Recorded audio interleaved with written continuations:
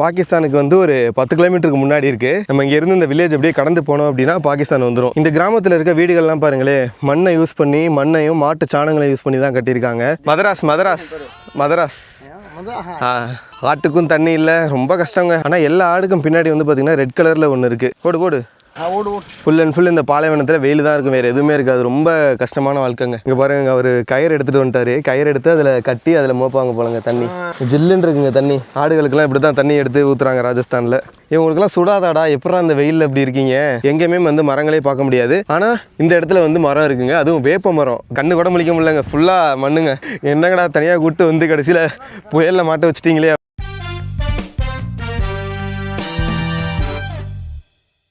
என்னங்க எல்லோரும் எப்படி இருக்கீங்க? நான் வந்து இப்போ பார்த்தீங்கன்னா ராஜஸ்தானில் இருக்கேன். ராஜஸ்தானில் சாடிவாலா அப்படிங்கிற ஒரு பயங்கரமான ஒரு வில்லேஜில் இருக்கேன். சுற்றி முற்றி பார்த்தீங்கன்னா எந்த ஒரு இதுவுமே இருக்காது. எல்லாமே வந்து ரொம்ப எப்படி சொல்கிறது, இன்னும் வந்து டெவலப் ஆகாத ஒரு வில்லேஜில் இருக்கேன். நம்மளோட போன எபிசோடு பார்த்தீங்கன்னா தெரிஞ்சிருக்கும். நம்ம வந்து லுங்கிவாலான்னு சொல்லிட்டு அந்த இதுக்கு போயிருப்போம், வார் மெமோரியல். பயங்கரமான ஒரு பாகிஸ்தான் போரில் நம்ம இந்தியா வந்து ஜெயிச்சிருப்பாங்க. ஸோ அந்த வார் மெமோரியல் போயிருப்போம். அது நீங்கள் பார்க்கலன்னா பாருங்கள், ரொம்ப இன்ட்ரெஸ்டிங்காக இருக்கும். இந்த வில்லேஜ் வந்து பார்த்திங்கன்னா கிட்டத்தட்ட பாகிஸ்தானுக்கு வந்து ஒரு 10 கிலோமீட்டருக்கு முன்னாடி இருக்குது. நம்ம இங்கேருந்து இந்த வில்லேஜ் அப்படியே கடந்து போனோம் அப்படின்னா பாகிஸ்தான் வந்துடும். இங்கே பார்த்தீங்கன்னா ஒரு டவர் இருக்குது. எதனால் சம்மந்தமே இல்லாமல் ஒரு கிராமத்தில் டவர் வச்சுருக்காங்க அப்படின்னு பார்த்தீங்கன்னா, இந்த ஏரியா வந்து ஃபுல் அண்ட் ஃபுல் ஆர்மி கண்ட்ரோலில் இருக்குது. ஸோ அவங்களோட சிக்னலுக்காண்டி வந்து பார்த்திங்கன்னா இந்த மாதிரி அங்கங்கே டவர் வச்சுருப்பாங்க. ஸோ அந்த மாதிரி வந்து இந்த கிராமத்தில் எலக்ட்ரிசிட்டி ப்ளஸ் வந்து டவர் எல்லாமே வச்சு கொடுத்துருக்காங்க. இங்கே பாருங்களேங்க, இது என்ன தெரியுது அவங்களுக்கு? இதில் தான் வந்து தண்ணியை வந்து சேர்த்து வைப்பாங்க. இங்கே வாழ்கிற கிராமத்து மக்கள் எல்லாருமே வந்து பார்த்திங்கன்னா இங்கே தான் வந்து தண்ணி வந்து தொட்டி கட்டி இதில் தான் வந்து இந்த மாதிரி தொட்டிக்குள்ளே வந்து சேர்த்து வைப்பாங்க. உங்களுக்கு காட்டுறேன், இங்கே பாருங்கள். உள்ளே வந்து தண்ணி இருக்கா, எல்லாம் மழை தண்ணி ப்ளஸ் வந்து டிராக்டரில் வந்து 1000 ரூபா 2000 ரூபா கொடுத்து அவங்க வந்து சிட்டியிலேருந்து வந்து தண்ணி வர வச்சு இங்கே வந்து சேர்த்து வச்சு தான் இந்த மாடுகள் எல்லாத்துக்குமே வந்து கொடுத்துட்ருக்காங்க. எல்லோரும் நம்மளை ஒரு மாதிரி அங்கேருந்து பார்க்குறாங்க. அதனால தான் கிட்டத்தில் போகாமல் எடுத்துகிட்ருக்கேன். ஏன்னா இங்கே இருக்கிற மக்கள் வந்து பார்த்திங்கன்னா வீடியோவில் வர்றதுக்கு பயப்படுவாங்க. ஏன்னா புதுசாக இருக்குல்ல அவங்களுக்கு இதெல்லாம் பார்க்க. ஸோ அதனால் வந்து மோஸ்ட்லி வீடியோவில் வரமாட்டாங்க. அதனால தான் வந்து நான் இன்னும் உள்ளே டீப்பாக போல் அந்த ஒரு பையன் வந்தால பிக்கப் பண்ணுறதுக்கு அந்த ஒரு ஃபேமிலியை. ஸோ அதனால் அந்த பையன் தான் அவன் கூட வந்துட்டுருக்கான். இந்த கிராமத்தில் இருக்க வீடுகள்லாம் பாருங்களேன், மண்ணை யூஸ் பண்ணி, மண்ணையும் மாட்டு சாணங்களை யூஸ் பண்ணி தான் கட்டியிருக்காங்க. மேலே வந்து பார்த்திங்கன்னா இந்த முள் செடிகளை வந்து அவங்க கூரை மாதிரி யூஸ் பண்ணியிருக்காங்க. ஸோ இப்படி தான் வந்து பார்த்திங்கன்னா ஒரு 10 வீடு தான் இருக்குது இந்த கிராமத்தில். இந்த 10 வீடுகளுமே வந்து இந்த மாதிரி தாங்க கட்டியிருக்காங்க. ரொம்ப கஷ்டமான வாழ்க்கைங்க. இங்கே வந்து பார்த்திங்கன்னா மாடு ஆடு இது தாங்க மேய்ச்சிட்ருக்காங்க. எங்கிட்டு பார்த்தாலும் மாடு ஆடு தான் மேய்க்கிறாங்க.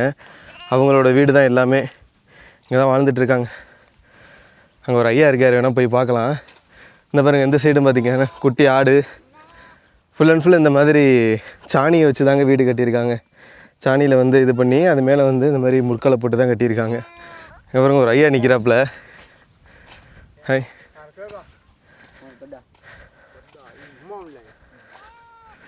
இந்த ஐயா இது ஆட்டுக்குட்டி மேய்க்கிறாங்க.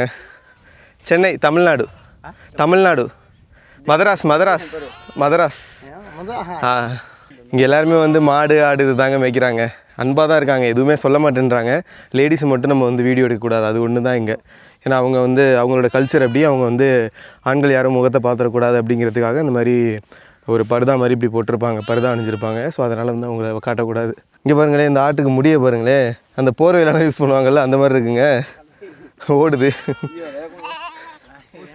இங்கே பாருங்கள், இதுதான் ஆடு வளர்க்குற இடம். இந்த மாதிரி வேலி போட்டு அதுக்குள்ளே ஆடு வளர்க்குறாங்க. ஆட்டுக்கும் தண்ணி இல்லை, ரொம்ப கஷ்டங்க. ஆனால் இங்கே இருக்கிற ஆடெல்லாம் வந்து அதுக்கேற்ற மாதிரியான ஒரு ஆடு தாங்க. கம்மியான தண்ணி குடிச்சிட்டு வாழ்கிற ஆடு தான். ஏன்னா நம்ம ஊர்களில் இருக்கிற இந்த வெள்ளாடு செம்மறி ஆடு அதெல்லாம் வந்து இங்கே இந்த வெப்பநிலைக்கு வந்து தாங்காது. அந்த போய் ஆட்டை பிடிக்கிறான் பாருங்க.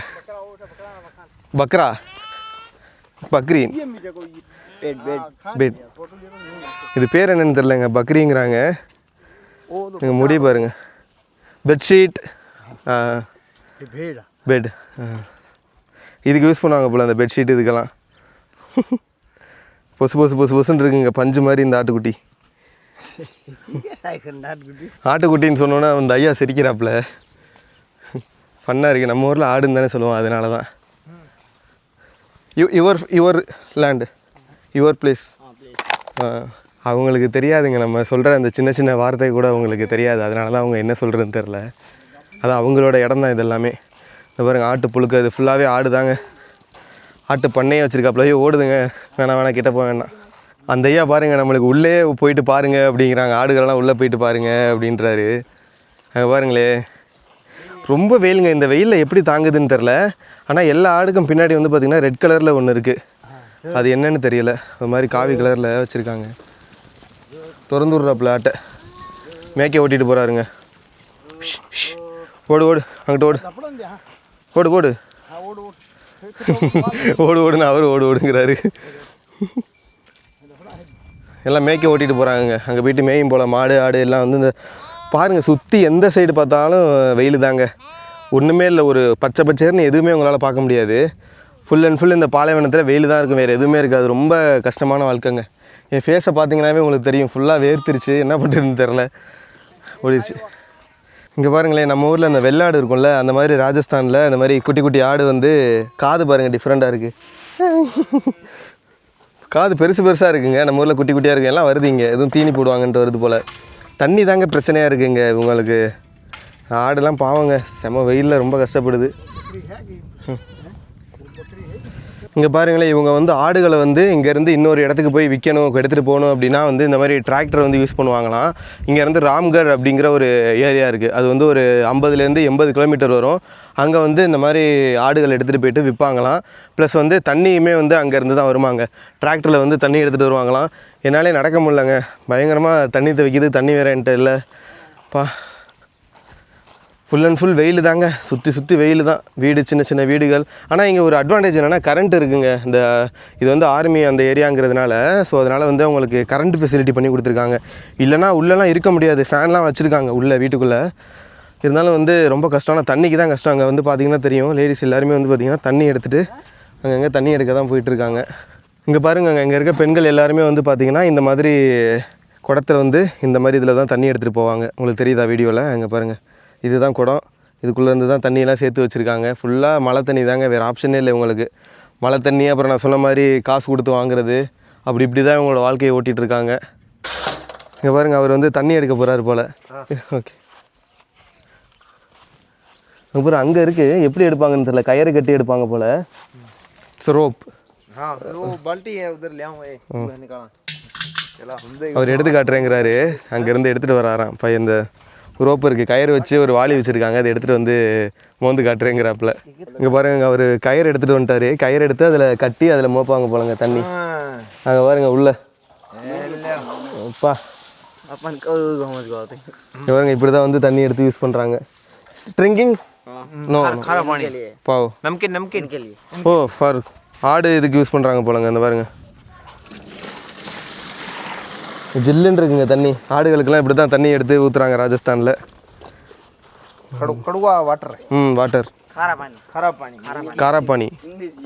காராப்பானி மீன்ஸ் என்னன்னு தெரியலையே. யாராவது தெரிஞ்சால் நீங்கள் கமெண்ட்டில் சொல்லுங்கள். காராப்பானிங்கிறாங்க இது பேர். ஆனால் தண்ணி வந்து வற்றாமல் இருக்குங்க. சுற்றி வர காங்கிரீட் போட்டு யூஸ் பண்ணுறதுனால வந்து தண்ணி வற்றாமல் அப்படியே இருக்குதுங்க.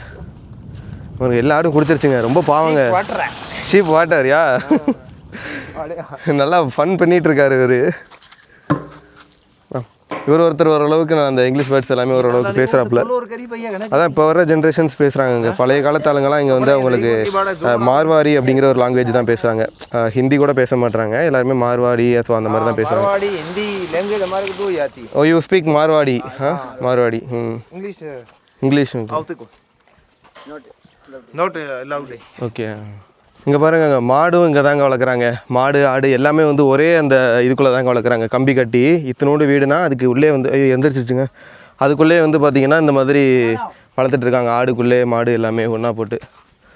இதுதான் வீடு, மண் வீடு. எல்லாமே வந்து பார்த்திங்கன்னா மண்ணில் தான் செஞ்சுருக்காங்க. ராஜஸ்தானில் இருக்கிற ஒரு பழைய கிராமத்தில் இருக்கோம். என்ன பண்ணுறது, எல்லாருமே வந்து எனக்கு என்ன சொல்கிறதுனே தெரிலங்க. இங்கே வந்து பார்த்துட்டு ரொம்ப ரொம்ப பின்தங்கிய கிராமங்க இது. இந்தியா இவ்வளோ டெவலப் பண்ணாலும் இந்த மாதிரி கிராமங்களும் இருக்குது. டிராக்டர் ஓட்டுறாங்க அந்த பையன். ஜாலியாக விளாண்டுட்டு இருக்காங்க.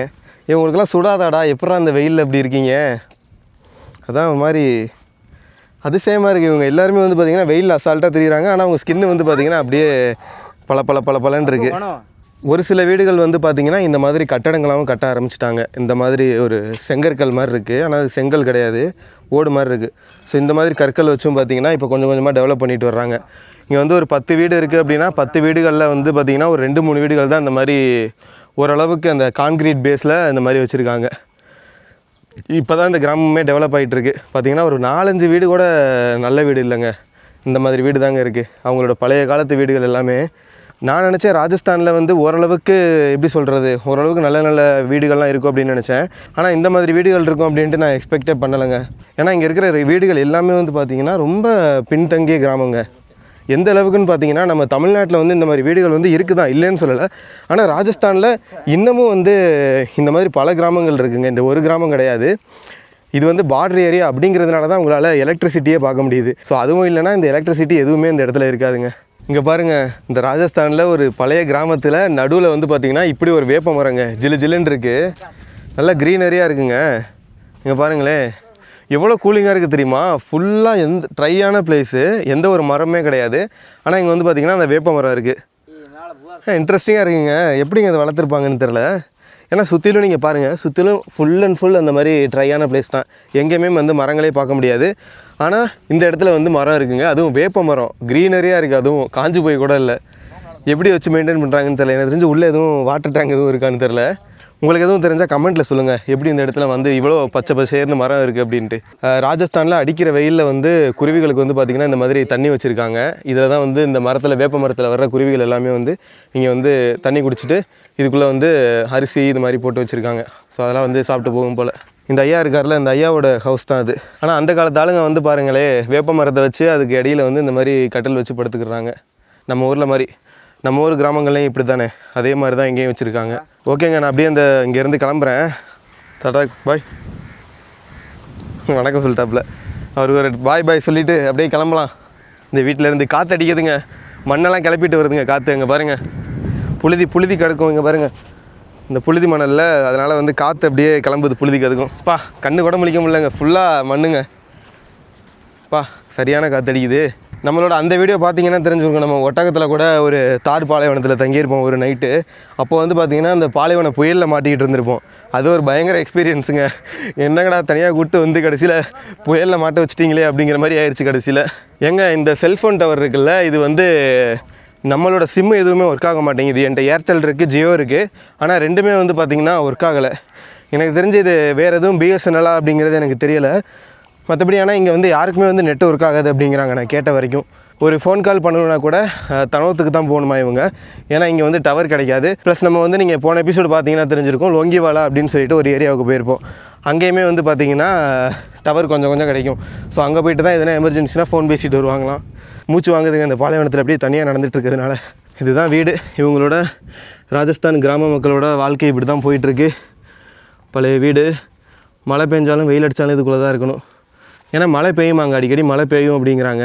ஏன்னா இங்கே பாருங்கள் இப்போயே வந்து பார்த்திங்கன்னா மேகம் கறக்க ஆரம்பிச்சிருச்சு. இது வந்து பார்த்திங்கன்னா இவங்களோட சமையலறை. இந்த பாருங்கள் உள்ளே அந்த இதெல்லாம் வெளில வர்றதுக்கு, ஹீட்டு வெளில வர்றதுக்கு வச்சுருக்காங்க. இப்படி தான் போயிட்டுருக்கு உங்களோட வாழ்க்கை.